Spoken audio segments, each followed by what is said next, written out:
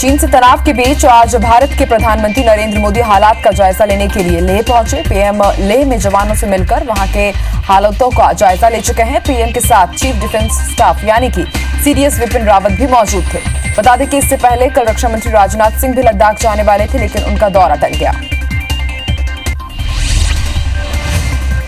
PM Narendra Modi ने आज लेह का दौरा कर जवानों का हौसला बढ़ाया। लेह में जवानों को संबोधित करते हुए मोदी ने कहा कि आज विस्तारवाद का युग समाप्त हो गया है। विस्तारवाद से मानवता का नाश किया है।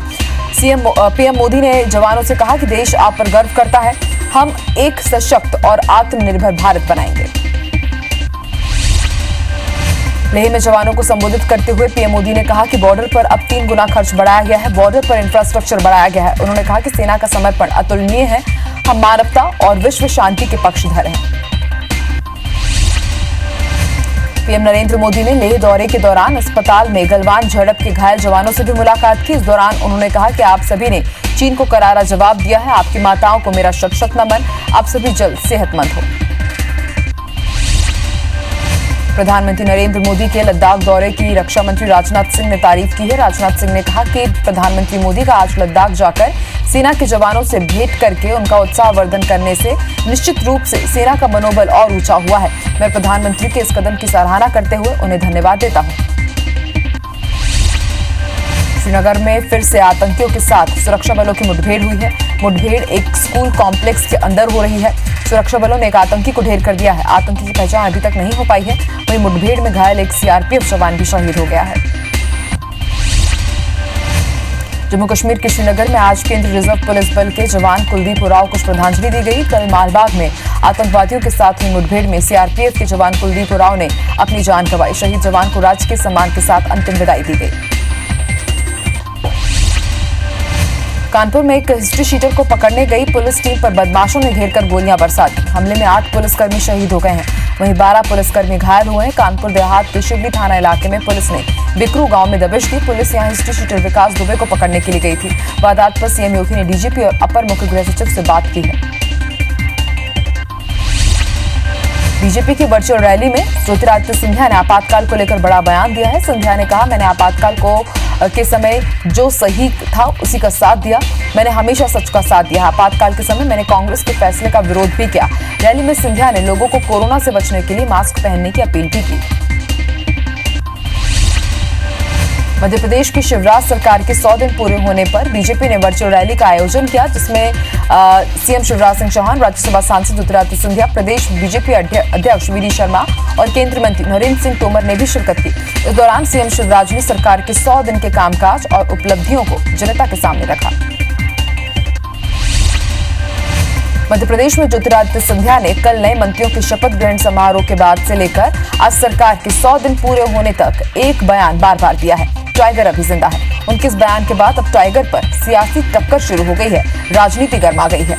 इस पर कई नेता अलग अलग तरह के बयान दे रहे हैं। ज्योतिरादित्य सिंधिया ने दावा किया है कि आने वाले उपचुनाव में बीजेपी सभी सीटों पर जीत दर्ज करेगी। उन्होंने कहा कि उपचुनाव में बीजेपी सभी सीटों पर परचम लहराएगी। बीजेपी विकास के दम पर उपचुनाव जीतेगी। मध्य प्रदेश में शिवराज मंत्रिमंडल विस्तार के बाद सभी की नजरें अब मंत्रियों के विभागों के बंटवारे पर लगी हुई है। विभागों के बंटवारे में भी सिंधिया का दबदबा दिखाई दे सकता है। बताया जा रहा है कि जल्द ही मंत्रियों को विभाग का बंटवारा हो सकता है। नए चेहरों को बड़ी जिम्मेदारी दी जा सकती है। इसमें ग्वालियर चंबल पर खास फोकस रखा जाएगा। मध्य प्रदेश की पूर्व सीएम उमा भारती ने बड़ा बयान दिया है। उमा भारती ने कहा कि मध्य प्रदेश में विधानसभा भंग करा के मध्य प्रदेश में चुनाव होने चाहिए थे। कांग्रेस सरकार गिरने के बाद चुनाव होना चाहिए था। उन्होंने कहा कि विधानसभा भंग करा के शिवराज सिंह चौहान के नेतृत्व में चुनाव होना चाहिए था। 24 सीटें जीतने की कोशिश से बेहतर हम पूरा प्रदेश ही जीत लेते। रतलाम दौरे पर आज कमलनाथ ने बीजेपी पर जमकर हमला बोला। उन्होंने सिंधिया के टाइगर वाले बयान पर कहा कि टाइगर कई तरह के होते हैं, सर्कस में भी होता है। कमलनाथ ने कहा कि वो ना तो महाराज है, ना मामा है और ना ही उन्होंने कभी चाय बेची है। वो तो कमलनाथ है। जनता ही तय करेगी कि कौन टाइगर है। वहीं ज्योतिरादित्य सिंधिया के टाइगर अभी जिंदा वाले हैं बयान पर मंत्री प्रद्युम्न सिंह तोमर ने कहा है कि सिंधिया और शिवराज जनसेवक है। उनके कहने का तात्पर्य जनता की सेवा उनका लक्ष्य है। जनता की सेवा के लिए, जनता की रक्षा के लिए वो तत्पर है। वहीं इस बयान को लेकर कांग्रेस नेता अरुण यादव ने ट्वीट किया है कि एक टाइगर शिवराज पहले से ही मौजूद थे, अब दूसरे टाइगर सिंधिया और पैदा हो गए हैं। पूर्व सीएम दिग्विजय सिंह ने सीएम शिवराज सिंह चौहान पर बड़ा हमला बोलते हुए उन्हें अवैध रेत खनन का घोषित बादशाह बताया है।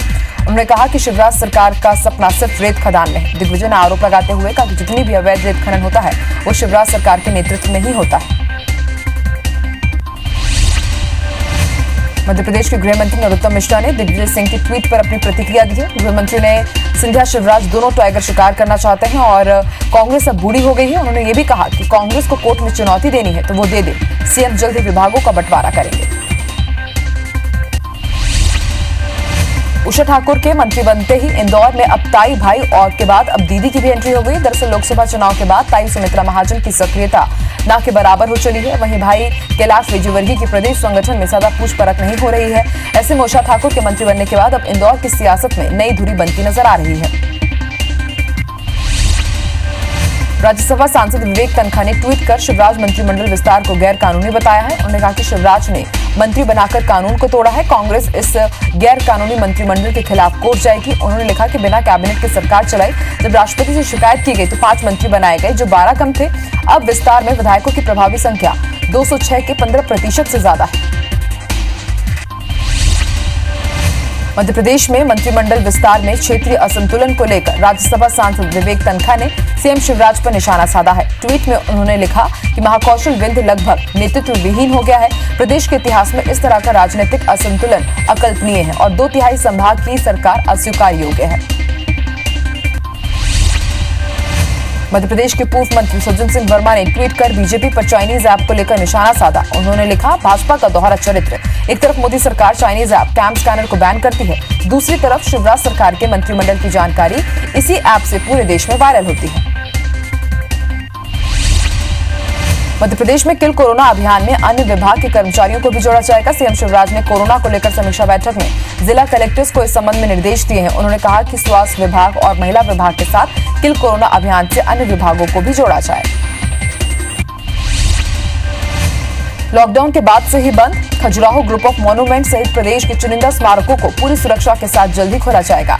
प्रदेश के स्मारकों को 6 जुलाई से खोला जा सकता है। इसकी जानकारी केंद्रीय पर्यटन मंत्री प्रहलाद सिंह पटेल ने ट्विटर पर दी है। अब पिछले 3 महीने से बंद पड़े पर्यटक स्थलों पर एक बार फिर से रौनक देखने को मिलेगी। भिंड में कोरोना मरीजों की बढ़ती संख्या के बाद जिला प्रशासन ने 2 दिन का टोटल लॉकडाउन घोषित किया है। लॉकडाउन के दौरान पुलिस की सख्ती देखने को मिली। पुलिस ने बेवजह बाहर घूमने वालों पर हल्का बल प्रयोग किया, साथ ही लोगों को उठक बैठक भी लगवाई। बता दें कि जिले में 31 जुलाई तक हर शनिवार और रविवार को टोटल लॉकडाउन रहेगा। छत्तीसगढ़ सरकार ने सरकारी कर्मचारियों को 1 जुलाई से वेतन वृद्धि की मंजूरी दे दी है। सीएम भूपेश बघेल ने कर्मचारी संगठनों से मुलाकात के बाद इसकी मंजूरी दी है। इस निर्णय का छत्तीसगढ़ के कर्मचारी और अधिकारी फेडरेशन वर्ग ने स्वागत किया है। छत्तीसगढ़ कर्मचारी अधिकारी फेडरेशन और तमाम कर्मचारी संगठनों ने एक दूसरे को मिठाई खिलाकर खुशियां जाहिर की। कांग्रेस संचार विभाग प्रमुख शैलेश नितिन त्रिवेदी ने ट्विटर पर केंद्र सरकार और बीजेपी पर निशाना साधा। उन्होंने लिखा, विधानसभा चुनाव में भाजपा की हार का बदला मोदी सरकार छत्तीसगढ़ की जनता और मजदूरों से ले रही है। भाजपा के रमन सिंह जैसे नेता और सांसद मजदूर विरोधी, गरीब विरोधी, किसान विरोधी और आम जनता विरोधी गतिविधियों में संलिप्त हैं। कोरोना संक्रमण को रोकने के लिए इस्तेमाल किए जाने वाली पीपीई किट, मास्क और दस्तानों के निष्पादन को लेकर रायपुर में बड़ी लापरवाही सामने आई है। देवपुरी में हिमालयन हाइट्स आवासीय परिसर के सड़क के किनारे खुले में इस्तेमाल हुई किट, मास्क और दस्तानों का ढेर मिला है। पीपीई किट में विमान कंपनी इंडिगो का स्टिकर लगा हुआ है। नरियावली विधायक प्रदीप लारिया को मंत्री नहीं बनाए जाने पर समर्थकों ने शुक्रवार को बीजेपी प्रदेश कार्यालय में जमकर हंगामा किया। मंत्री बनाने की मांग को लेकर जमकर नारेबाजी की गई। वहीं मौके पर मौजूद बीजेपी प्रदेश अध्यक्ष वीडी शर्मा ने कार्यकर्ताओं से मुलाकात भी की।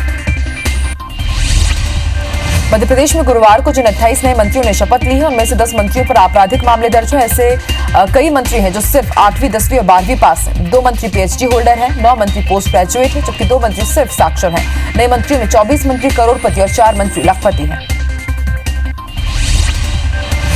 उज्जैन में आरक्षण के प्रावधान को संविधान की 9वीं अनुसूची में शामिल करने के लिए दिए गए अनुशंसा पत्र के विरोध में करणी सेना ने भाजपा सांसद और कांग्रेस के 2 विधायकों का टॉवर चौक पर पुतला फूंका। वहीं आरक्षण के प्रावधान को संविधान की 9वीं सूची में शामिल करने के लिए अनुसूचित जाति वर्ग लामबंद हो रहा है।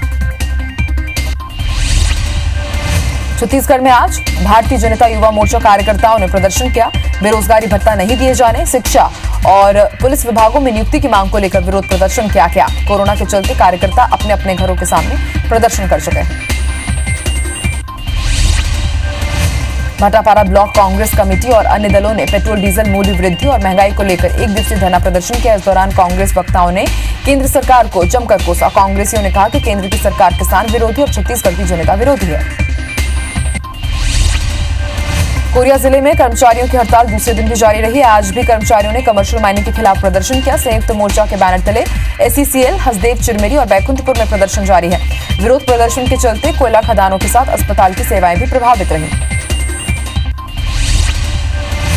बैकुंठपुर में बिजली विभाग के 3 दफ्तरों के सामने लोगों ने प्रदर्शन किया। 10 गांव के सरपंचों ने बिजली की समस्या से परेशान होकर विद्युत विभाग के कार्यालय के सामने धरना प्रदर्शन किया। वहीं जिला पंचायत उपाध्यक्ष वेदांती तिवारी भी धरने पर बैठी नजर आई।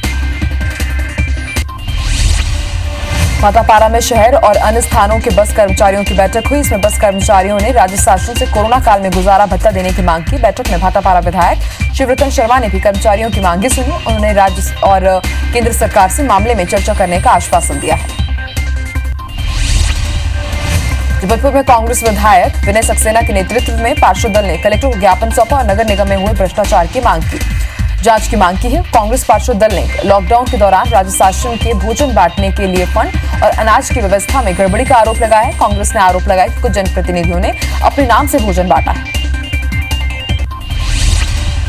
मुंगेली की 2 धान उपार्जन केंद्रों में लाखों रुपए की गड़बड़ी करने का मामला सामने आया है। कलेक्टर के आदेश पर दोनों सोसाइटियों के 2 प्रबंधक और 7 अन्य कर्मचारियों के खिलाफ FIR दर्ज की गई है, जिनकी जल्द गिरफ्तारी होगी। कोरबा कलेक्टर किरण कौशल ने बड़ी कार्रवाई करते हुए करतला के पूर्व जनपद CEO GK मिश्रा को निलंबित कर दिया है। CEO मिश्रा पर आरोप है कि पंचायत चुनाव के लिए प्रभावशील आचार संहिता का पालन नहीं किया गया। साथ ही कलेक्टर किरण कौशल ने कोरबा और करतला जनपद पंचायत के मुख्य कार्यपालन अधिकारियों के प्रभार भी बदल दिए हैं। रायगढ़ में बदमाशों ने आजाद चौक के किरोड़ीमल नगर में फायरिंग कर कैश वैन से ड्राइवर से करीब 13 लाख रुपए की लूट की और भाग निकले। गोली लगने से ड्राइवर की मौके पर ही मौत हो गई। वहीं कैश वैन के गार्ड की हालत गंभीर है, उनका इलाज जारी है। खरगोन जिले के भिकन गांव में दिन दहाड़े गोली मारने में एक व्यक्ति की मौके पर ही मौत हो गई। गोली मारने वाला आरोपी आलोक उर्फ टीटू ने खुद ही थाने में जाकर सरेंडर किया। सीने में 2 गोली लगने के बाद घायल मंसूर को गंभीर हालत में जिला अस्पताल ले जाया गया, जहां से उसे इंदौर रेफर कर दिया गया है, लेकिन उसने रास्ते में ही दम तोड़ दिया। ग्वालियर में 4 व्हीलर एजेंसी के सर्विस सेंटर में ग्राहक और स्टाफ में विवाद हो गया। विवाद इतना बड़ा कि दोनों पक्ष एक दूसरे से मारपीट करने लगे। कुछ देर बाद फायरिंग भी हो गई। घटना की सूचना मिलने पर पुलिस मौके पर पहुंची और दोनों पक्षों के 9 लोगों के खिलाफ मामला दर्ज किया गया है। घटना शिवपुरी लिंक रोड की है। पत्थलगांव के बैलडेगी गांव में ट्रैक्टर से खेत की जुताई के दौरान लाश मिलने की गुत्थी पुलिस ने सुलझा ली है। मामले में पुलिस ने हत्या के आरोप में उसकी पत्नी को गिरफ्तार किया। आरोपी पत्नी ने पुलिस पूछताछ में पति की हत्या करने की बात स्वीकारी है। आरोपी का कहना है कि शराब के नशे में प्रताड़ित करता था और छोटे बच्चों को मारता पीटता था। उज्जैन में लोकायुक्त पुलिस ने पटवारी इंदर सिंह कछावा को रिश्वत लेते हुए रंगे हाथों गिरफ्तार किया। पटवारी ने किसान की जमीन का रिकॉर्ड दर्ज करने और अमल आदेश निकालने के लिए 10,000 रुपए की मांग की थी। पटवारी कछावा को कलेक्टर ऑफिस के सामने बृहस्पति भवन में रिश्वत लेते रंगे हाथों गिरफ्तार किया गया। अभनपुर के गांव गोतियार भी स्थित दाल मिल से 14,24,000 रुपए की चोरी हुई है। दुर्ग निवासी प्रार्थी रोहित जसवानी की रिपोर्ट पर पुलिस अज्ञात चोर के खिलाफ मामला दर्ज कर ली है और जांच पड़ताल में जुटी है। सुबह ड्यूटी पर आए गार्ड ने मालिक को फोन कर चोरी की सूचना दी। चोर ऑफिस के कमरे और काउंटर का ताला तोड़कर 14 लाख रुपए पार कर चुका था। इंदौर पुलिस ने कोरोना काल में लोगों को ठगी का शिकार बनाने वाले गिरोह का पर्दाफाश किया है। पुलिस ने गिरोह के 3 सदस्यों को गिरफ्तार किया है। गिरोह के सदस्य बैंक खाते में 2 से गुना रकम भेजने का झांसा देकर लोगों को जाल में फंसाते थे। ग्वालियर के बघोड़ापुर थाना क्षेत्र के इंद्रनगर में महिला के घर में चोरी करने वाली पड़ोसी ही निकली। पड़ोसी ने अपने 2 साथियों के साथ मिलकर महिला के घर में वारदात को अंजाम दिया। पुलिस ने जांच पड़ताल की तो इसका खुलासा हुआ। फिलहाल तीनों को पुलिस ने गिरफ्तार कर लिया है। पूछताछ की जा रही है। खजुराहो के राजनगर बाईपास पर बने यात्री प्रतीक्षालय में 4 बच्चियों के साथ रह रहे राजू कोरी की अचानक तबियत खराब होने पर एम्बुलेंस के इंतजार में उसकी मौत हो गई। परिवार एक राहगीर के मोबाइल से करीब 4 बार 108 एम्बुलेंस पर कॉल करके उनको बुला चुके थे। वहीं शव वाहन के लिए भी परिवार को 4 घंटे इंतजार करना पड़ा। बलरामपुर जिले के शंकरगढ़ थाने क्षेत्र के ग्राम पंचायत बादा में आकाश बिजली की चपेट में आने से एक महिला की मौत हो गई। बताया जा रहा है कि महिला जंगल में मवेशियों को चराने गई थी। इस दौरान बारिश से बचने के लिए वो पेड़ के नीचे खड़ी हो गई, तभी गाज गिरने से उसकी मौके पर ही मौत हो गई। इंदौरी के बजाग थाना क्षेत्र में नवजात का शव गायब होने से हड़कंप मचा हुआ। आज दोपहर 1 बजे स्थानीय लोगों ने नवजात के शव को देखा था। पुलिस की टीम मामले की जांच में जुटी हुई है और ये जानना चाह रही है कि नवजात का शव आखिर रहस्यमय तरीके से कैसे गायब हो गया। फिलहाल पुलिस मामले की जांच में जुटी हुई है। रायपुर के राजेंद्र नगर इलाके में हुई नाबालिग की हत्या के मामले में पुलिस ने 2 नाबालिग समेत 5 आरोपियों को गिरफ्तार किया। बताया जा रहा है कि बीती रात आदि कॉलोनी के पास सब्जी का ठेला लगाने के विवाद पर नाबालिग की चाकू, डंडे और रॉड से मारकर उसकी हत्या कर दी गई थी। घटना के बाद से ये सभी आरोपी मौके से फरार हो गए थे। तंतुरी में बिजली कंपनी के बिल के 11 लाख रुपए गबन करने के मामले में फरार 2 आरोपियों को पुलिस ने गिरफ्तार किया है। मामले के मुख्य आरोपी बिजली कंपनी के लिपिक को साल भर पहले ही गिरफ्तार किया जा चुका है। आरोपियों ने बैंक खाते में जमा कराकर 11,57,000 रुपए की राशि गबन की थी। इस मामले में पुलिस ने सभी के खिलाफ केस दर्ज किया था। वहीं मामले में एक अन्य आरोपी अभी भी फरार है। रायपुर के भाटा गांव के रहने वाले एक युवक ने पुलिस पर बिना वजह मारपीट के आरोप लगाए और सीएम, डीजीपी, आईजी से इंसाफ की गुहार लगाई है। बताया जा रहा है कि आशीष घोष नाम का युवक रायपुर कोतवाली में अपने एक परिचित अधिकारी से मिलने गया था, लेकिन थाने में पदस्थ आरक्षक सुनील शर्मा और कोतवाली थाना प्रभारी ने उसकी बेल्ट और डंडों से पिटाई कर दी। रायपुर में नवनियुक्त एसएसपी ने पुलिस अधिकारियों की बैठक ली। एसएसपी अजय यादव ने रायपुर जिले का प्रभार ग्रहण करने के बाद पहली बार जिले के सभी राजपत्रित अधिकारी और थाना प्रभारी की मीटिंग लेकर अपराध की रोकथाम के लिए कड़े निर्देश दिए। ऐसे अपराधी जो 5 या 5 से अधिक आपराधिक गतिविधियों में शामिल रहे हैं, उन्हें निगरानी और गुंडा सूची में शामिल करने का निर्देश दिया गया है। बलरामपुर जिले के राजपुर में आवारा मवेशियों की संख्या में भारी बढ़ोतरी हुई है। आवारा मवेशी दिन भर सड़कों में रहते हैं और सब्जी मार्केट में इनका डेरा है। इसके चलते लोगों को कई समस्याओं का सामना करना पड़ता है। बांधवगढ़ टाइगर रिजर्व में पेंगोलिन तस्करी का साल भर में दूसरा बड़ा मामला सामने आया। मुखबिर की सूचना पर पाक प्रबंधन ने शहडोल के व्यवहारी तहसील के दबरोहा गांव में छापा मारकर दुर्लभ वन्यजीव पेंगोलिन के 16 खाल के साथ ही 2 आरोपियों को गिरफ्तार किया। आरोपियों के अंतर्राष्ट्रीय तस्कर गिरोह के संपर्क में होने की भी आशंका जताई जा रही है। कोरबा में बीमार हाथी के इलाज में लाखों रुपए खर्च करने के बाद भी उसकी हालत में सुधार नहीं हो रहा है। वन विभाग की चिंता बढ़ती जा रही है। डॉक्टरों की टीम लगातार बीमार हाथी का इलाज कर रही है। इसके बावजूद हाथी स्वस्थ नहीं हो सका है। हाथी को बीमार हुए लगभग 19 दिन से ज्यादा का वक्त बीत चुका है। छत्तीसगढ़ हाईकोर्ट की सिंगल बेंच ने राज्य शासन को याचिकाकर्ता के लिए असिस्टेंट इंजीनियर का एक पद अगली सुनवाई तक खाली रखने का आदेश दिया है। मामले में शासन से 4 हफ्ते में जवाब भी तलब किया गया है। याचिकाकर्ता ने याचिका में कहा कि उसने साल 2013 में पहले कोर्स में एडमिशन लिया था, लिहाजा राज्य शासन के निर्णय के दायरे में वो नहीं आता है। रायगढ़ में शुक्रवार को 5 और पॉजिटिव केस मिले हैं, जिसमें स्वास्थ्य विभाग के डीपीएम और उनका ड्राइवर भी संक्रमित पाया गया है। सीएमएचओ होम क्वारंटीन पर है, तो वहीं सीएमएचओ दफ्तर को कंटेनमेंट जोन घोषित कर चुके हैं और सील भी कर दिया गया है। पुलिस और स्वास्थ्य टीम कॉन्टैक्ट ट्रेसिंग में जुटी है। कोरोना काल में स्वास्थ्य विभाग के डाटा एंट्री ऑपरेटर वेतन नहीं मिलने से नाराज हैं। शुक्रवार को स्वास्थ्य विभाग पहुंचे डाटा एंट्री ऑपरेटर्स ने सीएमएचओ से वेतन दिलाने की गुहार लगाई। ऑपरेटरों को कहना है कि आश्वासन के अलावा अब तक कुछ नहीं मिला है। 40 से अधिक डाटा एंट्री ऑपरेटर बीते 3 महीने से वेतन नहीं मिलने से परेशान हैं। शिमला के रामपुर में 28 आईटीबीपी के जवानों की कोरोना जांच की गई। 6 जवानों की रिपोर्ट कोरोना पॉजिटिव आई है। 9 जवानों को एहतियातन इलाज के लिए कोविड केयर सेंटर भेजा गया है और उनका वहां पर इलाज किया जा रहा है। रिपोर्ट की पुष्टि रामपुर के एसडीएम नरेंद्र चौहान ने की है। जांजगीर चांपा के शिवरी नारायण पुलिस ने दुर्पा गांव के छतवा खार में जुआ खेलते 7 जुआरियों को गिरफ्तार किया है। सभी जुआरियों के खिलाफ जुआ एक्ट और अलग अलग धाराओं के तहत कार्रवाई की गई है। बलौदा बाजार के बिलाईगढ़ और बिलासपुर के बेल गहना क्षेत्र से भी जुआ खेलने जुआरी पहुंचे थे। जुआरियों से 52,000 रुपए जब्त किए गए हैं। कवर्धा पुलिस और महिला एवं बाल विकास विभाग ने अभियान चलाकर भीख मांगने वाले बच्चों और परिजनों को इस काम से निकलने की समझाइश दी है और साथ ही भिक्षावृत्ति में लिप्त कई बच्चों को अपने कब्जे में लेकर उन्हें बाल कल्याण संस्थान छोड़ा गया है। अभियान के तहत भीख मांगने वाले बच्चों को मुख्य धारा में जोड़ने का प्रयास किया जा रहा है। गुरेला पिंडरा मरवाही जिले में पुलिसकर्मियों को आगामी मरवाही उपचुनाव में तनाव मुक्त और तनाव रहित जीवन बिताने के लिए स्पंदन कार्यक्रम के तहत कार्यशाला का आयोजन किया गया। पुलिसकर्मियों को रोजाना योग कराया जा रहा है। एसपी के निर्देशन में पुलिसकर्मियों को अवसाद और तनाव के बचाने के गुण भी सिखाए जा रहे हैं। पुलिस के जवानों को अवसाद और तनाव से बचाने के लिए इस अभियान की शुरुआत हुई है। छत्तीसगढ़ के पुलिस महानिदेशक के निर्देश पर जिला पुलिस अधीक्षक ने आज इस संबंध में सरायपाली के केंद्रीय विद्यालय में पुलिस अधिकारियों, कर्मचारियों और मनोवैज्ञानिक की मौजूदगी में बैठक कर एक कार्य योजना तैयार की। विदिशा के सिरोंज में दिन दहाड़े पैसों से भरा एक बैग युवती ले उड़ी। बैग में 2,45,000 रुपए रखे हुए थे। पूरी वारदात सीसीटीवी कैमरे में कैद हो गई, जिसमें लड़की 2 बाइक सवारों के साथ बैठकर जाती हुई दिखाई दे रही है। लड़की बाइक में बीचों बीच बैठी, वहीं पुलिस पूरी घटना को मॉनिटरिंग कर रही है। ग्वालियर के महाराजपुरा थाना क्षेत्र के शताब्दीपुरम में 3 दिन से लापता एक बुजुर्ग महिला की लाश झाड़ियों में मिली है। पुलिस ने महिला की लाश को पोस्टमार्टम के लिए भेज दिया और मर कायम कर पूरे मामले की जांच पड़ताल में जुटी है।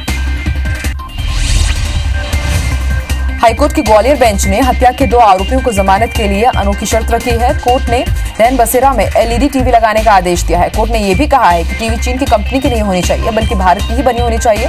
अगर भारतीय कंपनी की टीवी नहीं मिलती तो चीन को छोड़कर किसी भी अन्य देश की कंपनी की टीवी लगवाई जा सकती है। कवर्धा में स्वास्थ्य विभाग ने कोरोना संक्रमण पर लगाने के लिए नई पहल की है। जिले के सभी शहरी क्षेत्रों में घर घर जाकर संदिग्ध लोगों का कोरोना जांच किया जा रहा है। विभाग की माने तो जिले में अब तक 27,000 से ज्यादा प्रवासी हैं, जिनमें ज्यादातर की कोरोना जांच नहीं हुई है, केवल रैंडम जांच ही की जा रही है।